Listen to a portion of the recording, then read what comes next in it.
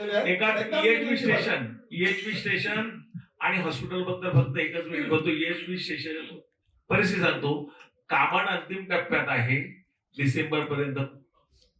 हे जे चिखलडोंगरीचं आहे, जागेमध्ये जागा हँडओव्हर झालेली, परत गेली, तिथे कोस्टल रोड आला, तिथे ह्या सगळ्यामुळे ती जागा परत बदलली आणि अंतिम काम तिथे चालू झालंय. EHV आहे 2 विरार ईस्टला आणि 1 सुरक्षा स्मार्ट सिटी मध्ये आणखीन EHV बनते.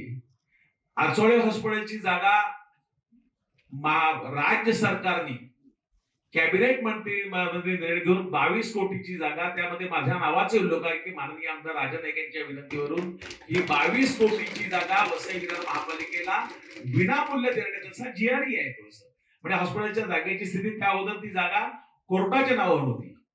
कोर्टाकडून पीडब्ल्यूडी राज्य सरकारकडून महापालिकेला अशा प्रकारे ती वर्ग झाली. त्यामुळे EHV आणि हे झालं. महापालिका जी इलेक्ट्रिसिटी कोर्टाच्या नावावर होती. कोर्टाला तहसीलदार कचेरी, प्रांत ऑफिस सगळं दिलं.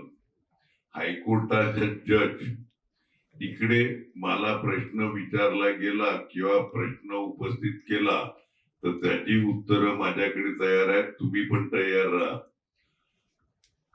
तर ते तहसीलदार कचेरी, प्रांत ऑफिस कोर्टाला वर्ग केल्यावर कोर्टाने त्याच्यावरचा अधिकार सोडला. हायकोर्टाच्या कोणत्या तरी महिला माननीय न्यायाधीश होत्या, त्या आलेल्या आणि त्यांनी त्यावेळी नोंदवायला सांगितलेलं.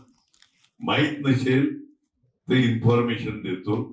उगीच ते हॉस्पिटल आपलं राज्य शासनाकडे गेलं, इकडे गेलं, तिकडे गेलं. लांब बोलू नका, लांब बोलू नका.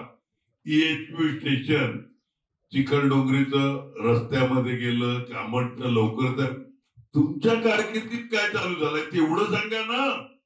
तुमच्या कारकिर्दीत काय पास झालाय तेवढं सांगा. बाकी काय सांगणार? हे सगळं आमच्या कारकिर्दीत राजेश पाटील, क्षितिज ठाकूर, हितेंद्र ठाकूर MMRDAची कामं 24 ला पास करून घेतलेली. आज चुकून जू पाटील तुमच्याकडे आहे का पत्र? हा, त्या पत्रावरची रिमार्क आणि हे सगळं त्यावेळी पास झालेले. उगीच कोणीही एक तर ही मीटिंग लोकांना ऐकण्याकरता मध्येच खुमखुमी येते कोणाला तरी भाषण करायची आणि मग आम्हाला उत्तर द्यायला लागतात. ज्याला खुमखुमी आहे ना त्याने घ्यावं माईक आणि नंतर उत्तर द्यायला मी बसलेला आहे इकडे. बिस्लरी 1 लिटर 20 रुपये, 7 रुपये 1000 लिटर पाणी देत होतो आपण. MMRDAने आपल्याला भाव लावला आणि आज पण मला माहित नाही जो काय प्रशासकीय काळात झाला तो